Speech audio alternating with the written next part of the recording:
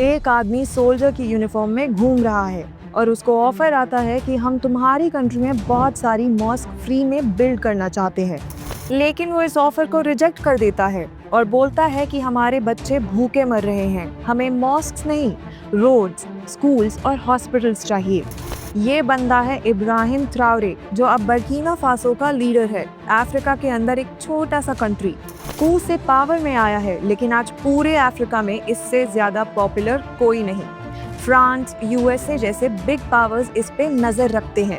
इसकी story Africa के बारे में बहुत कुछ समझाती है, जो शायद 90% लोगों को पता ही नहीं।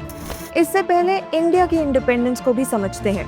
ब्रिटिशर्स ने हम पे बहुत जुल्म किए, लेकिन जाते वक्त एक अच्छी चीज छोड़ गए, एक रेडी सिस्टम जो डेमोक्रेसी की तरफ ले गया। उन्होंने ब्राउन साहिब्स बनाए, जैसे नेहरू, पटेल, ताकि उनका रूल इजी हो, पर ये बैकफायर कर गया। यही लोग इंडिपेंडेंस की डिमांड करने लगे। जाते जाते हमारा एडमिन सिस्टम सेट था। आईएएस, आईपीएस जैसे डिपार्टमेंट्स ब्रिटिश टाइम से ही शुरू हो चुके थे। हम नेचुरली डेमोक्रेसी में आ गए। अफ्रीका में ऐसा कुछ नहीं हुआ। फ्रांस ने 1/3 एरिया कंट्रोल किया, बाकी बेल्जियम और ब्रिटेन ने। 1960s में इंडिपेंडेंस दी, लेकिन फेक वाली।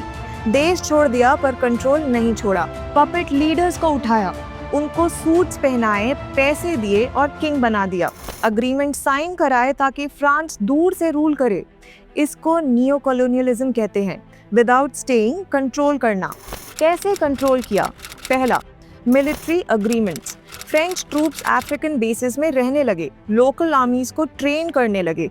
दूसरा, करेंसी। आज भी बहुत अफ्रीकन कंट्रीज में सीएफए फ्रांक चलती है, जो फ्रांस मैनेज करता है।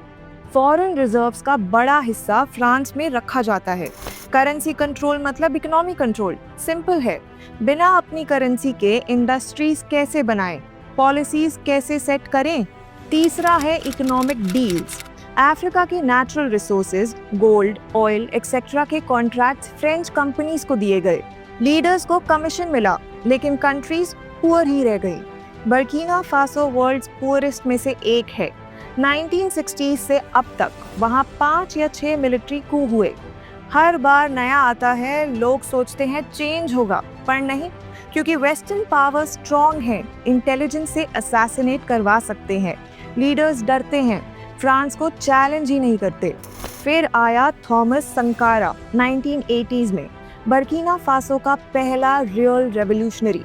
फ्रांस से ही मिलिट्री ट्रेनिंग ली थी, लेकिन दिल में रेवोल्यूशन था। प्राइम मिनिस्टर बना तो स्पीचेस स्टार्ट की, western control, IMF, world bank के लोन्स को रिजेक्ट किया। ये लोन्स डेट ट्रैप हैं, डेवलपमेंट के नाम पे देते हैं पर करप्शन के लिए यूज होते हैं। कंडीशंस लगती हैं, हेल्थ केयर चार्ज करो, सब्सिडीज खत्म, पब्लिक सफर करती है। पाकिस्तान में भी तो आज यही हो रहा है। कम्युनिज्म से इंस्पायर होके संकारा ने पब्लिक को यूनाइट किया। प्रेसिडेंट ने उसको अरेस्ट करवा दिया।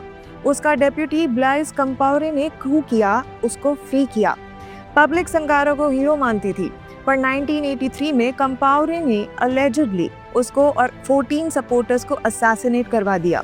बॉडीज को छोटे पीसेस में दफना दिया ताकि गुस्सा ना फैले। रेवोल्यूशन खत्म, कंपावरे डिक्टेटर बन गया। 2014 तक रूल किया, लेकिन 2014 में पब्लिक एंगर से कंपावरे भाग गया। डेमोक्रेसी ट्राई की गई।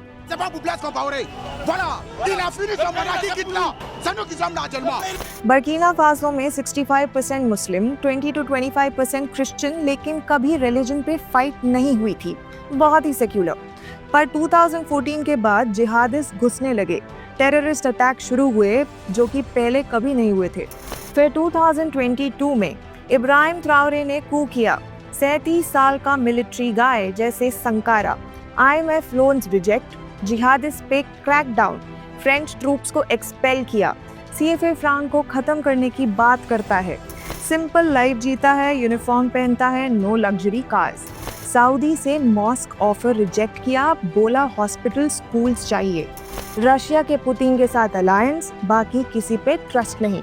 अफ्रीका नेशनलिज्म पे फोकस।